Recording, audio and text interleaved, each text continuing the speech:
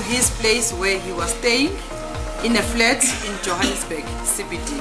There isn't anything that I can comment about.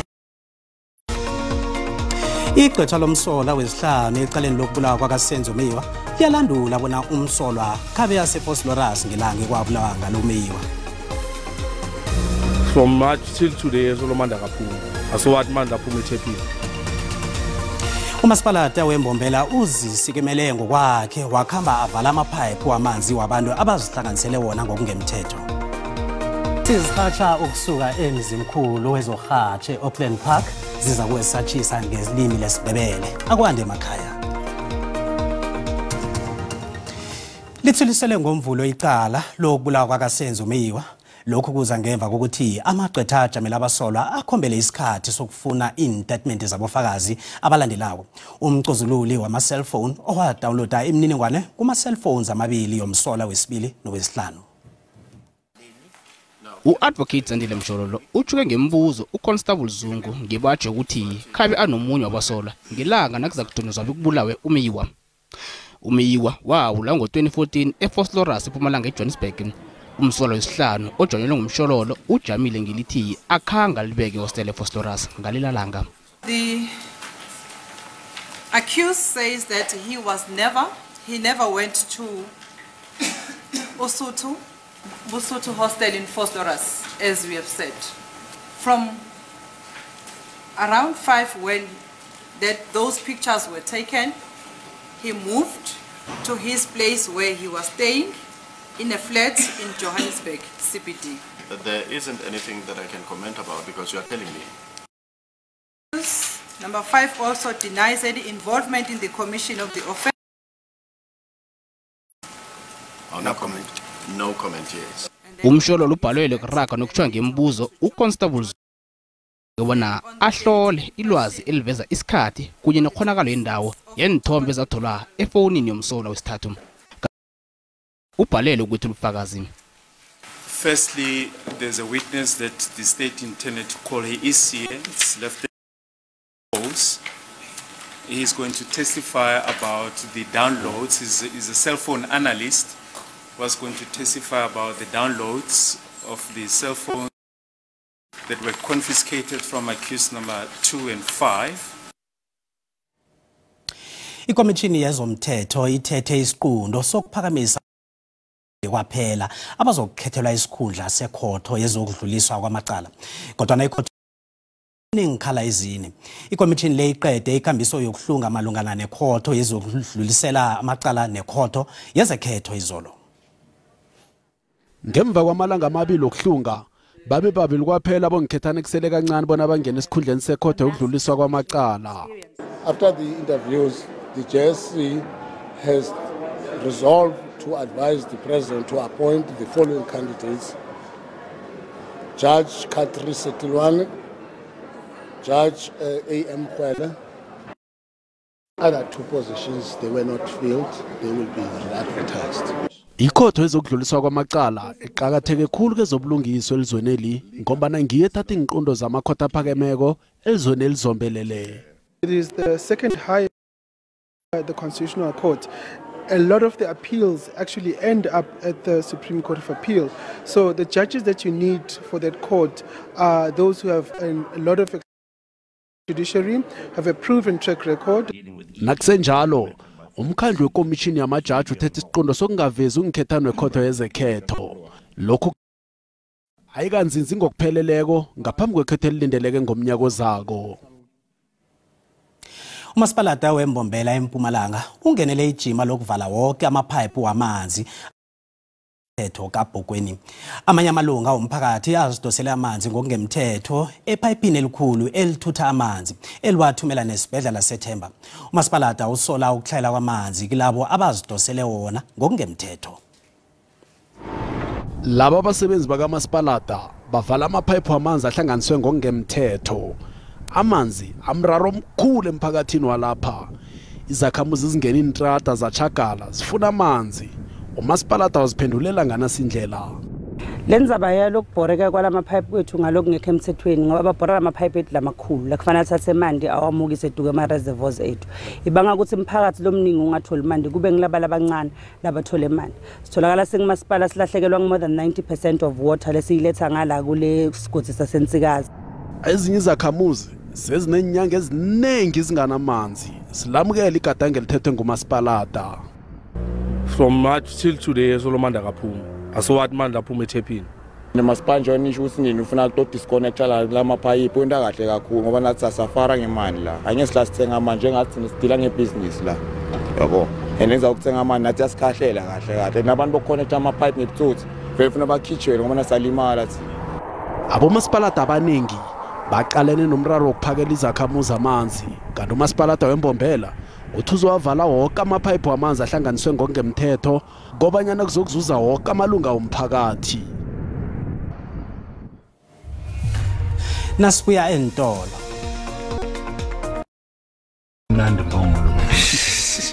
Just taste this thing. It's so nice. You won't believe it. Uthi bewazi nje bona ungazidima esingaboniko inyama kadumbana. Chinga emafikeni na ubona ingasuthi angikhuluma iqiniso.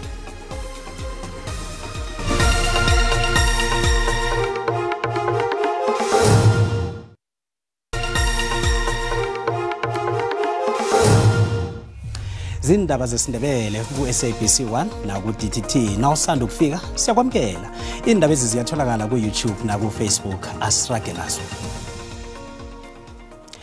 Umchochozeli wezemahlangu ongasekho uhlonishwe ngithi iUnisa izolo ebusuku. Iziqu zakhe yi-honorary degree of philosophy in politics. uMahlangu waphanyekwa ngo-1979 ngosihlabandangane ngemva kokuthweswa mbuso webandlululo isigwebo sentambo. Ithwaya mlando le eyenziwe komunye wabomakade bona bezepolitiki omndelikululeko selaziyela kibekhabo. Ihloko leya uSolomon Kalwishi Mahlangu nje sewuneziqu i-degree of philosophy in political science ahlonishwe ngayo yi-UNISA.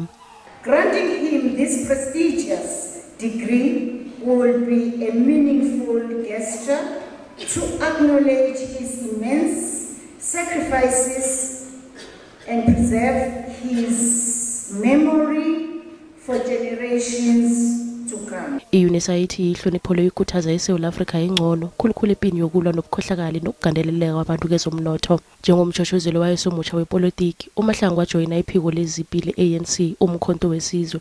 Wasuka lapho weqa ilizwe waye eZambia ne-Angola ekukulapha afumana khona itwasiso yamajoni.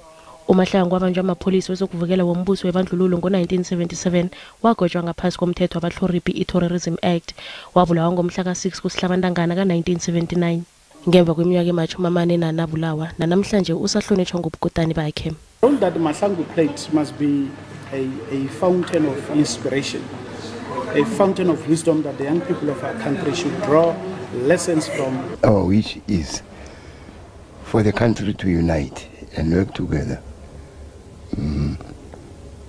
Build a better South Africa for everybody to enjoy and live. As NYDA, we do intend on seeing the steps in the life of the late Solomon Mahlangu and really documenting his life. What we need to do is to make sure that we utilize lessons that come from Solomon Mahlangu's sacrifices and his efforts to make sure that we consolidate our struggles in ensuring that we build a new South Africa. Banenga abantu abahlanganyele nabakuzisa uSolomon nanyana kukhunjulwe nekhambo lakho lokugcina ephasini alithatha mhlazana sekayokuphanyekwa democracy. Sithuliswe umhla ka-20 inyanga lesibawo sebheli sabasola abathathu ababotshwe malungana nebatsho yokuthengisela abafundi bePulama Dibogo Primary School eSoshanguve amakuke akiniwe ngesa. Abasolwa ngo-Amikelani Nyalunga, Offense Maluleka, abafundi ababalelwe ama-19 abafunda ukuthoma ku-grade R ukuya ku-grade 7 kuthiwa esikolweni ekuzwakala bona enziwe ngesangu abawathe nabe baya esikolweni. Kwalemuka abotitshere esikolweni ngemva kokuthi abafundi bathome bayabuke basikwe yindeni kwasamva babuyisa. You are really very much. It shows that the give those suspects the bail. Bonke abafundi abathindekako batshejwa msinya ngabesizwe lihabake emakhweni wesikolo. Ukusuka lapho basiwe emazikweni wezempilo ahlukahlukeneko bona bayokwelatshwa. Abasolo babatshwe ngemva ukuthi baveze ukuthi bobana bebathengisala amakuka akiniwe ngesango. Umbuso utshela ikhotho bona abafundi bathuselwa babe bakatelela ukuthenga amakuke layo.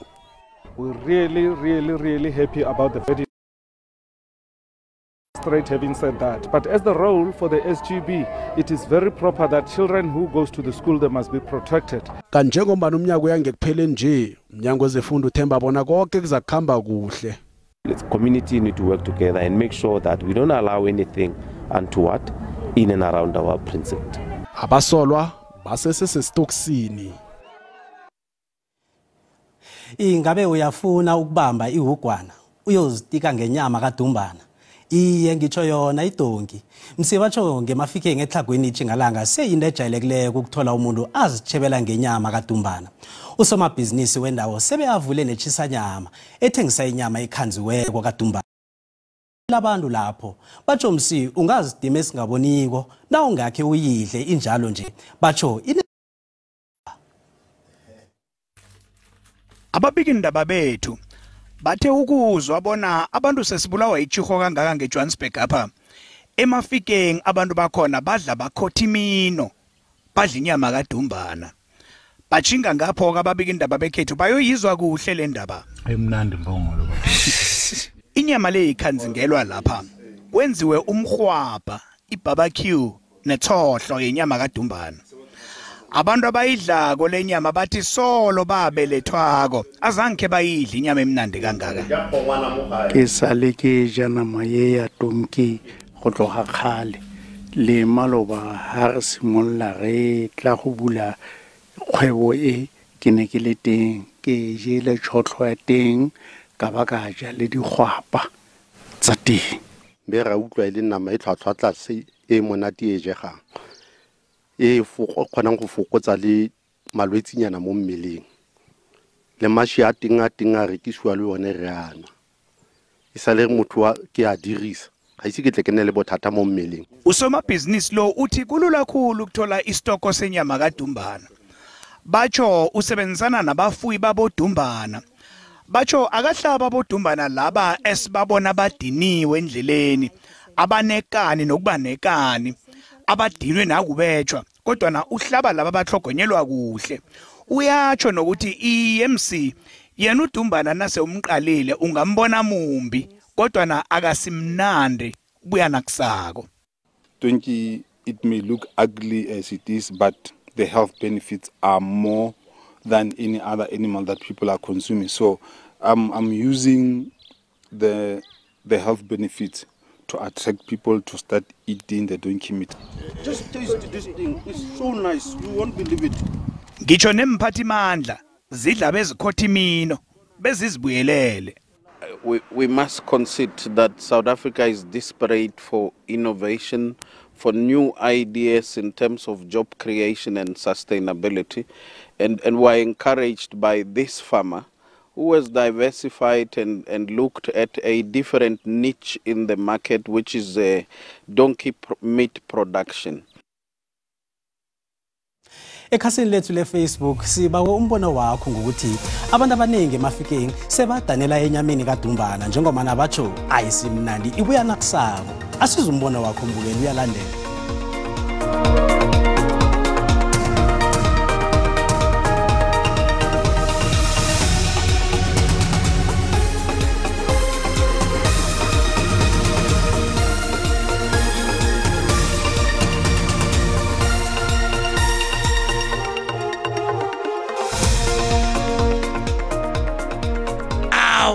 Batho bekosi sizogcina sifana nangale China mstani sidla inyoka sidla imfene sidla incwacwa ya ilife yakhuphukela nje mara mstani intongi ngali transport yabo ya no phela state iphasi le liyaphela sekudliwa namadongi ebafikeni bayenzani bathi idongi kunzima kakhulu nje yazi njengoba ubona abantu enyameni kaDumbana ekomo le impela kuyasho ukuthi singabantu siphila ngendlela engafani sithanda izinto ezingafani nami ngiyithanda inyama le nala Caroline ngathi bangavulisa ilaha bayithengisa imnandi kabi. Uyazi iNingizimu Afrika uzwa nje imanga usuku nosuku nokuthi iyadliwa kodwa ke mangabe beyibona ukuthi yona right futhi yona cheap kunenye inyama unjena kulungela bayidle. Umbono ngeumbukeli SABC ayizukuthwesa umlando ukuziphendulela ngombono umbukeli. Manje asizobona uSiso Sikhosana ngesimbi yesithandathu kuKwekwezi FM ehlelweni zibuya naba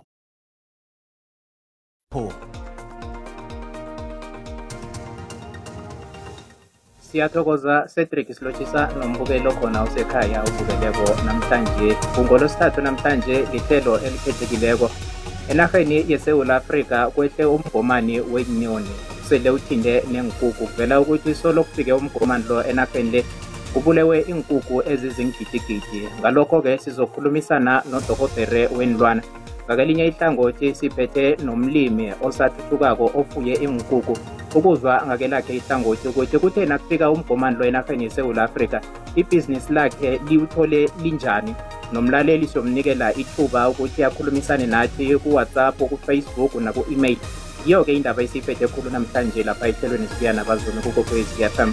Siyathokoza Cedric. Sithokozile Sibu. Abalingani bethu beSwati kusasa ngesikhathi esifanako. Ubusayi Mathebula uyalandela nobujamo bezulu. Uzimu anenzele umusa.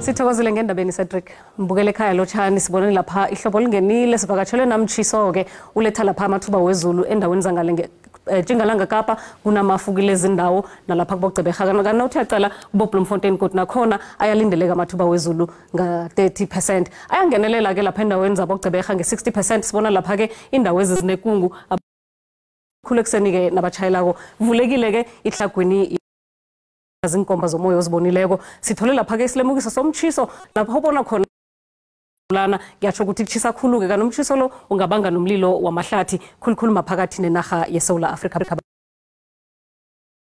ke bona kuchisa kangangani isifunda seGauteng bo 36 nge35 Johannesburg 34 chisa yoke ke iGauteng nalapha ke ngeLimpopo siyabona ke kuthi lihlabile liyachisa endaweni eziningi abantu bahlogomele basele namanzi uvikele nesikhumba lapha ke eMpumalanga nakhona ke siyabona ukuthi kuyachisa kubo Metlibek emalahleni chisa kubo kwaga zoke indawo nalokho ke kusatsho khona ukuthi sela amanzi aneleko iKwaZulu Natal nakhona ke likhamba ngono ke endaweni zalapha eDurban kufuthumele kodwa nalapha kuBolundi Vryheid nakezinye indawo yachisa yoke iKwaZulu Natal neEastern Cape ke sibonile ke ukuthi izulu likhona noma kunjalo ke bomthatha Maltswayi kusachisa nokho ke nawuthi uhlela enzasi eGqeberha sibona kuyaphola ngemva kwamadini njengalanga Kapa ke yona ke likhamba liveza ihloko